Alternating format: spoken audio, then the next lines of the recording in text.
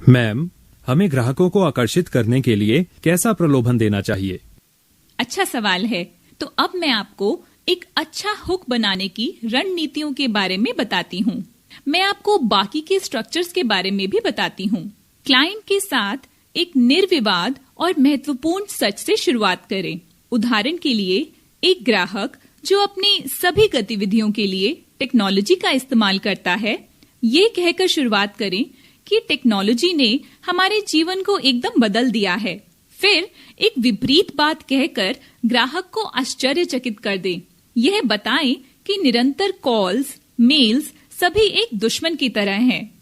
उन्हें समझाइए और अपना समाधान जो आप उन्हें देने जा रहे हैं उनके दिमाग में डाल दीजिए। उदाहरण के लिए, टेक्नोलॉजी पर आधारित कम्युनिकेशन ने कम्युनिकेशन से मानव स्पर्श को छीन लिया है और सभी को एक तरह से देखता है, और इसीलिए हमें ऐसे विकल्पों की आवश्यकता है जो वास्तविक वार्तालाप करने में मदद करें।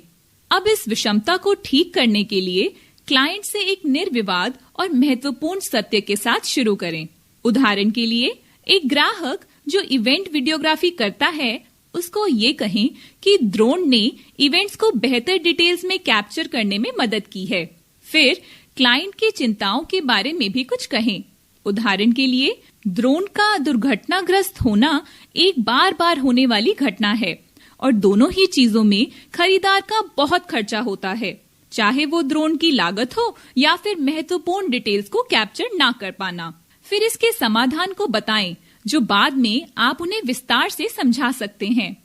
उदाहरण के लिए, ड्रोन के उपयोगकर्ताओं को एक छोटे से प्रशिक्षण की आवश्यकता होती है जिससे वह बेहतर तरीके से इसे इस्तेमाल कर सकते हैं और इसे जितना हो सके दुर्घटनाग्रस्त होने से रोक सकते हैं। इसके बाद आती है कहानी। ऐसी कहानी के साथ शुरू करें जहां एक समस्या थी, फिर समस्या का समाधान कैसे किया गया ये समझाएं। एक असंबंधित प्रश्न से शुरू करें, जैसे कि आपका पसंदीदा टीवी शो क्या है? अभी की समस्या इससे जोड़ें। चापलूसी के रूप में ग्राहक की प्रशंसा के साथ शुरू करें, यह स्थापित करते हुए कि आपको उनकी सेवा करने में बेहद रुचि है। उद्देश्य और रोड मैप इस बारे में है कि ग्राहक को आपकी प्रेजेंटेशन यानी प्रस्तुति को सुनने से क्या मिलता है। उदाहरण के तौर पर, कैसे आजकल टेक्नोलॉजी के चलते बातचीत में कोई वास्तविकता नहीं है। यह कहकर फिर अनुसरण करें कि आज हम चर्चा करेंगे कि टेक्नोलॉजिकल प्लेटफॉर्म्स पर व्यावसायिक बातचीत को वास्तविक कैसे बनाया जा सकता है। यह आपको XYZ तरीकों से मदद करेगा। फिर जल्दी से रोडमैप की मुख्य प्रस्तुति दें और उसमें कितना समय लगेगा ये समझाएं। समस्या और समाधान को संभालने के लिए समस्या की अपनी समझ को प्रस्तुत करें। उन्हें समस्या को परिभाषित करने के लिए कहें। उनकी आवश्यकता को समझने के लिए प्रश्न करें। उनके इनपुट्स को इकट्ठा करते हुए उनकी आवश्यकता का वर्णन करें। आदर्श समाधान क्या होना चाहिए इसकी जांच करें। अच्छे से समझाएं कि आपको क्या लगता है कि एक आदर्श समाधान होना चाहिए। आदर्श समाधान के विवरण पर सहमति ले। उत्पाद के विवरण और सारांश के बारे में शुरू करें कि जैसे उत्पाद प्रदान किया जा रहा है वो समाधान के लिए फिट बैठता है। समाधान का वर्णन करें, उत्पाद की विशेषताओं का नहीं। अन्य ग्राहकों के लिए समान समस्याओं को हल करने वाली कहानियों का उपयोग करें। यदि उपलब्ध हो तो उत्पाद का वर्णन करने वाले प्रशंसा पत्र का उपयोग करें।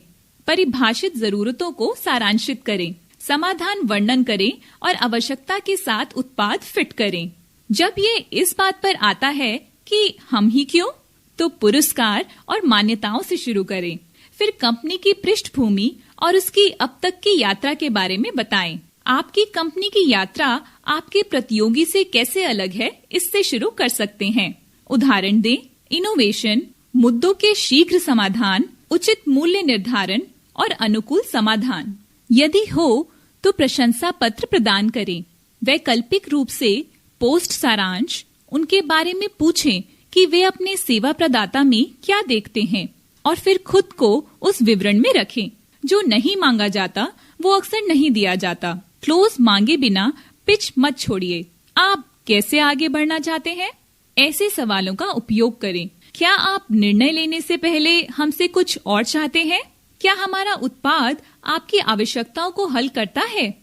अंत में आप उनसे पूछ सकते हैं कि वे यहाँ से आगे बढ़ना चाहते हैं।